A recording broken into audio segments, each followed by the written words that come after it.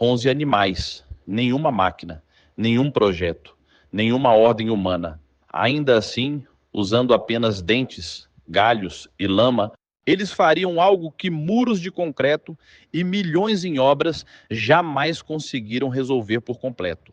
Na manhã de 28 de maio de 2009, 3 famílias de castores europeus, 11 indivíduos ao todo, foram libertadas entre os lagos silenciosos de Knapdale, no oeste da Escócia. Era o primeiro projeto autorizado de reintrodução de um mamífero selvagem no Reino Unido. Depois de cerca de 4 séculos de ausência, ninguém sabia se aqueles animais encontrariam alimento, suportariam o inverno ou simplesmente desapareceriam na floresta. Os pesquisadores esperavam apenas que sobrevivessem. Mas, pouco depois, surgiram troncos recém-roídos, canais bloqueados e pequenas barragens atravessando a água. Cada estrutura desacelerava a corrente, criava novos lagos, retinha sedimentos e começava a transformar um ambiente empobrecido em uma zona úmida cheia de vida.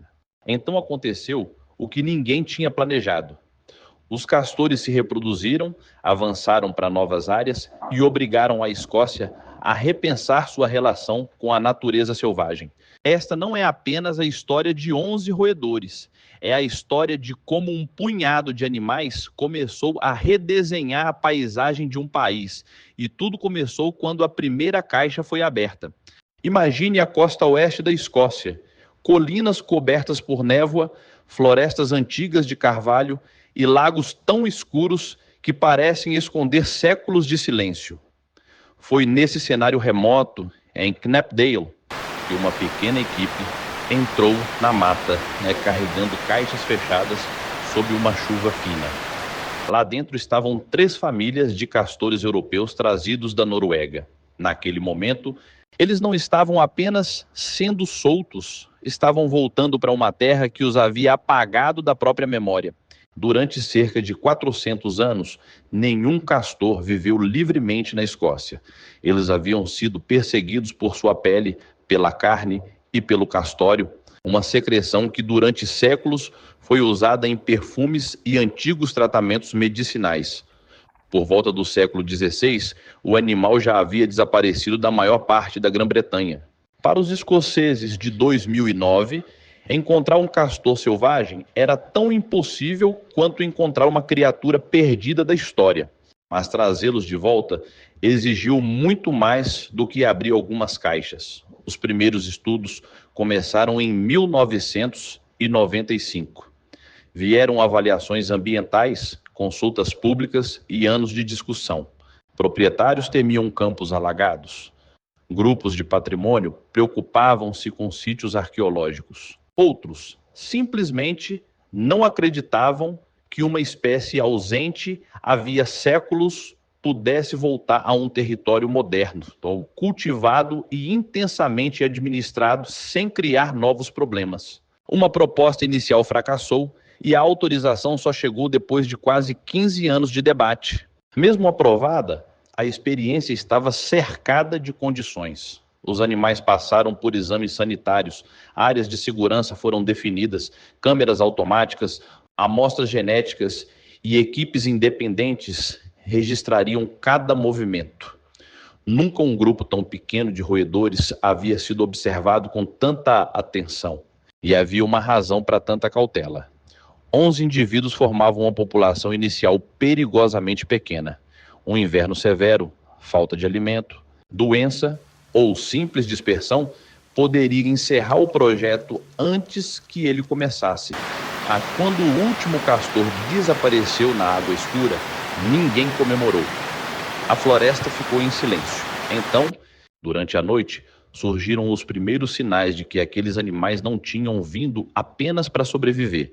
Eles estavam prestes a modificar o próprio desenho da água. Durante os primeiros dias, os pesquisadores ainda esperavam sinais de fracasso. Os castores poderiam abandonar o local, encontrar pouco alimento ou simplesmente não formar territórios estáveis. Mas, quando a floresta escurecia e as câmeras assumiam o trabalho, os indícios começaram a aparecer. Marcas frescas nos troncos, trilhas de lama nas margens e galhos arrastados para dentro dos canais.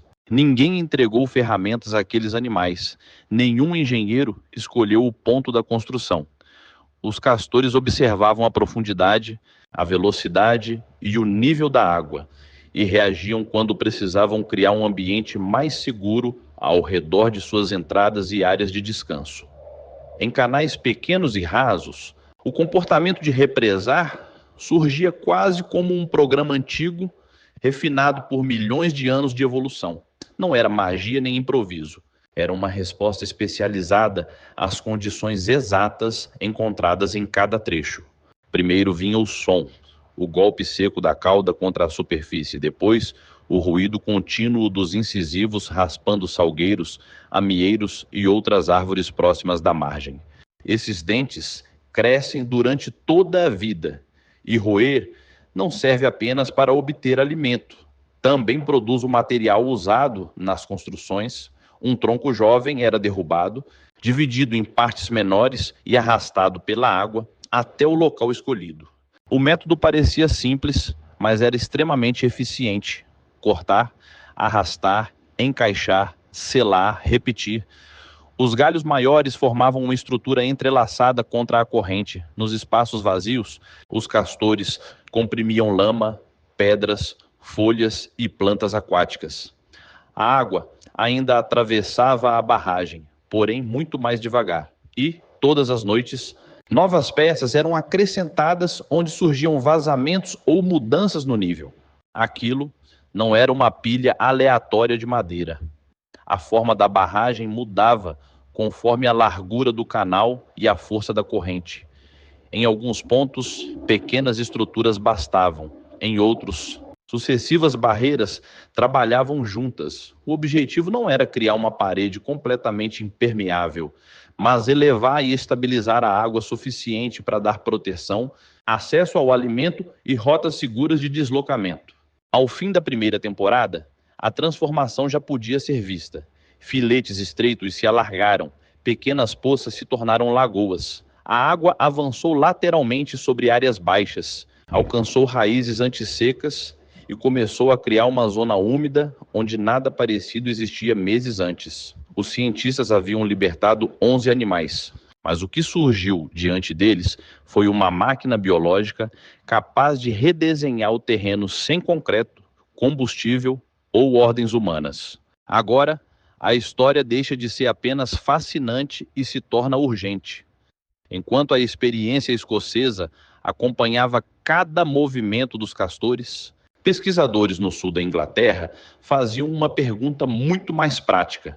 Essas pequenas barragens poderiam realmente ajudar a proteger vilas, estradas e casas contra enchentes cada vez mais destrutivas? Durante décadas, a resposta humana às cheias foi acelerar a água. Rios foram endireitados, margens receberam concreto. Canais foram aprofundados e a corrente foi empurrada para jusante o mais rápido possível. O problema é que a água retirada depressa de um lugar pode chegar concentrada a outro, justamente quando uma tempestade já está despejando enormes volumes sobre toda a bacia. O castor trabalha na direção oposta. Em vez de expulsar a água, ele a detém. Cada barragem funciona como um obstáculo permeável. Quando a chuva desce pelas encostas, a corrente encontra uma sequência de lagoas, troncos e canais laterais. Parte da água se acumula, parte se espalha pela planície de inundação, parte penetra no solo. O restante continua rio abaixo, mas chega muito mais devagar. Imagine uma escadaria construída dentro do vale. Em vez de despencar de uma só vez, a água precisa atravessar cada degrau. Ela perde velocidade, ocupa áreas laterais e permanece armazenada por mais tempo antes de seguir adiante. O resultado é uma onda de cheia mais distribuída, menos abrupta e potencialmente menos perigosa para quem vive abaixo. Isso não elimina todas as enchentes, nem funciona igual em toda a paisagem. O efeito depende da posição, quantidade e tamanho das barragens, além do relevo. Mas medições em áreas com castores registraram picos de fluxo menores e mais tardios. Para uma comunidade ajusante, algumas horas extras podem permitir alertas, proteger estradas e evitar que a água alcance casas. Os castores não fazem a tempestade desaparecer. Eles mudam a velocidade com que ela atravessa a paisagem e reduzir enchentes era apenas o começo. Atrás de cada barragem, a própria água começava a mudar. A redução das enchentes era apenas o efeito mais visível. Atrás de cada barragem acontecia uma transformação silenciosa. Um canal rápido e estreito começava a se dividir em áreas profundas, margens rasas, pequenas lagoas e trechos de corrente lenta. A água mudava de forma e, quando a água mudava, todo o ecossistema ao redor mudava com ela. Em um rio veloz, partículas finas permanecem suspensas e seguem corrente abaixo. Mas quando a água entra em uma lagoa criada por castores, perde velocidade. Parte da areia, do lodo e da matéria orgânica afunda e fica presa atrás da barragem. A estrutura funciona como um filtro natural, reduzindo a quantidade de sedimentos transportada para os trechos seguintes. Esse processo também pode reter nutrientes e contaminantes associados ao solo. Nitrogênio e fósforo vindos de áreas agrícolas podem permanecer por mais tempo na vegetação, na água e nos sedimentos da zona úmida, em vez de avançarem imediatamente pelo rio. O efeito varia entre locais e estações, mas esses ambientes criam novas oportunidades para o processamento natural de nutrientes e podem melhorar a qualidade da água a jusante. Então a vida começa a ocupar o espaço recém-criado. Libélulas patrulham a superfície. Rãs e tritões encontram águas rasas e mais calmas para se reproduzir. Plantas aquáticas surgem nas margens. Reves usam os novos juncais para alimentação e abrigo. Em pouco tempo, uma área antes dominada por um único canal passa a oferecer dezenas de condições diferentes para espécies diferentes. Sob a superfície, troncos submersos, raízes, folhas e sedimentos formam esconderijos para invertebrados e peixes. Esses organismos sustentam animais maiores, incluindo aves e lontras. Nem toda espécie responde da mesma maneira, e os resultados dependem do lugar. Mas, no conjunto, a atividade dos castores tende a aumentar a variedade de habitats e a complexidade da paisagem. É por isso que eles são chamados de engenheiros do ecossistema e muitas vezes de espécie-chave. Seu impacto é muito maior do que seu número. 4 séculos antes, a Escócia havia perdido esses animais e, com eles, parte dos processos que mantinham suas zonas úmidas. Quando os castores voltaram, não trouxeram apenas barragens. Trouxeram de volta uma forma inteira de construir vida. Mas havia um problema. A mesma água que restaurava a floresta também podia invadir terras que pertenciam a alguém. Enquanto os 11 animais de Knapdale eram monitorados quase passo a passo, outra história avançava no leste da Escócia. Na bacia do rio Tay, castores viviam livres sem fazer parte do experimento oficial. Eram descendentes de animais que escaparam de coleções privadas ou foram soltos sem autorização. Longe das câmeras dos cientistas, começaram a se reproduzir e ocupar novos cursos d'água. No início, ninguém sabia quantos eram, mas os sinais se multiplicaram. Árvores roídas, tocas nas margens e barragens surgindo em canais agrícolas. Em poucos anos, a população de Tayside já superava amplamente o pequeno grupo de Knapdale. Para alguns moradores, aquilo parecia o retorno extraordinário de uma espécie perdida. Para outros, era um problema chegando diretamente às suas propriedades. O mesmo instinto, capaz de criar zonas úmidas, também podia bloquear valas de drenagem, elevar o nível de pequenos riachos e fazer a água voltar pelos sistemas dos campos. Terras produtivas permaneciam encharcadas por mais tempo. Árvores eram derrubadas, margens e diques podiam ser escavados. O benefício ecológico se espalhava pela paisagem. Mas o prejuízo podia se concentrar sobre um único agricultor. O castor não distingue uma floresta de uma fazenda, nem entende onde termina uma reserva e começa uma propriedade privada. Ele apenas responde às condições da água. Se encontra um canal estreito, tenta controlá-lo. E uma estrutura que ajuda a reter água em um ponto pode, em outro, inundar uma estrada, bloquear um bueiro ou comprometer uma plantação. Então, surgiu a questão mais sensível. A Escócia é uma terra de rios de salmão, importantes para a cultura, a pesca e a economia local. Algumas barragens podem dificultar temporariamente a passagem de peixes, sobretudo em cursos pequenos e durante períodos de água baixa. Mas o efeito não é igual em todos os lugares. Muitas barragens são permeáveis, podem ser contornadas ou atravessadas, e os novos habitats também oferecem abrigo e alimento para peixes jovens. Esse era o verdadeiro conflito. De um lado, um engenheiro do ecossistema restaurando processos naturais perdidos. Do outro, pessoas enfrentando danos reais em terras, estruturas e atividades econômicas. Durante algum tempo, a resposta mais direta foi remover barragens e, sob licença, matar castores considerados problemáticos, mas a população continuava crescendo. Logo ficou claro que a Escócia não resolveria a disputa eliminando cada animal que aparecesse no lugar errado. Em 2016, depois de anos de estudos e conflito público, o governo escocês tomou uma decisão histórica. Os castores poderiam permanecer no país e expandir sua área naturalmente. 3 anos depois, em 1º de maio de 2019, passaram a ser protegidos por lei. A questão deixou de ser como eliminá-los e passou a ser como conviver com eles. Uma das respostas era modificar a barragem sem destruí-la. Onde a passagem de peixes ou o escoamento estavam comprometidos, equipes podiam abrir uma pequena seção, baixar parte da estrutura ou criar um corredor de água. O castor mantinha grande parte do abrigo, enquanto o canal recuperava uma rota mais livre. Quando o problema era o nível da água, tubos protegidos por grades podiam atravessar a barragem e limitar a altura da lagoa. Como a entrada ficava afastada do principal ponto de vazamento, o castor tinha mais dificuldade para localizar e bloquear o fluxo. A barragem continuava existindo, mas o risco de inundação diminuía. Nem todo conflito podia ser resolvido no mesmo lugar.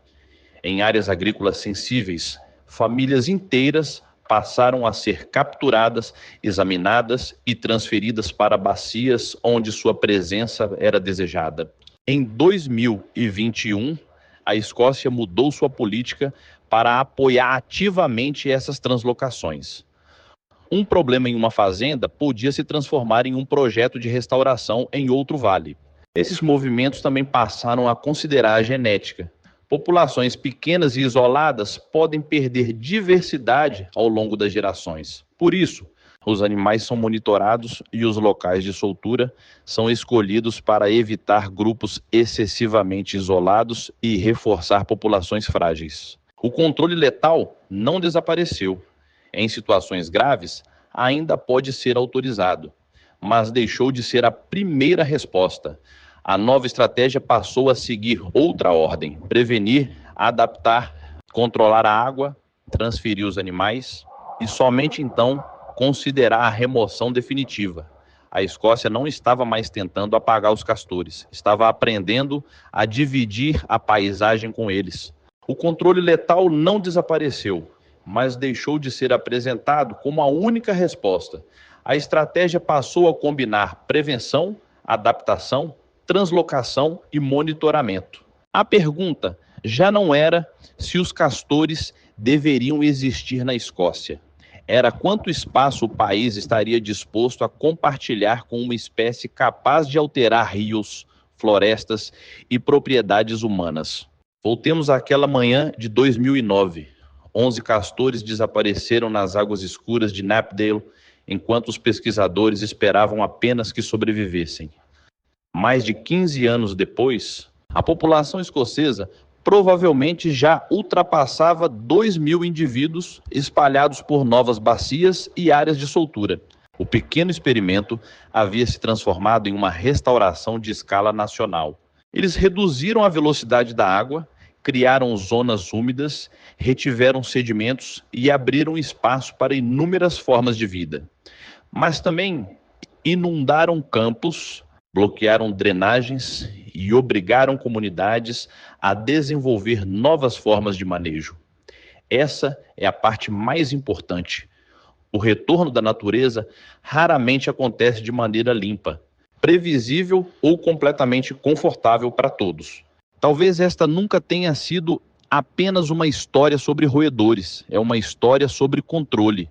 Durante séculos, redesenhamos rios, secamos pântanos e organizamos a paisagem para obedecer às nossas necessidades. Então, devolvemos uma única espécie e descobrimos que o território ainda podia seguir outras regras. Os castores não esperam por projetos, reuniões ou autorizações para cada novo galho. Eles trabalham à noite, barragem após barragem, transformando o fluxo da água com uma lógica muito mais antiga do que qualquer política humana. Agora, a pergunta permanece: isso é uma maravilha ou um alerta? Devemos permitir que esses engenheiros naturais recuperem mais rios, mesmo quando sua presença exige mudanças na agricultura e nas cidades? Escreva sua opinião nos comentários, porque os castores já começaram a reconstruir a Escócia. A decisão que ainda falta é como os seres humanos escolherão viver ao lado deles.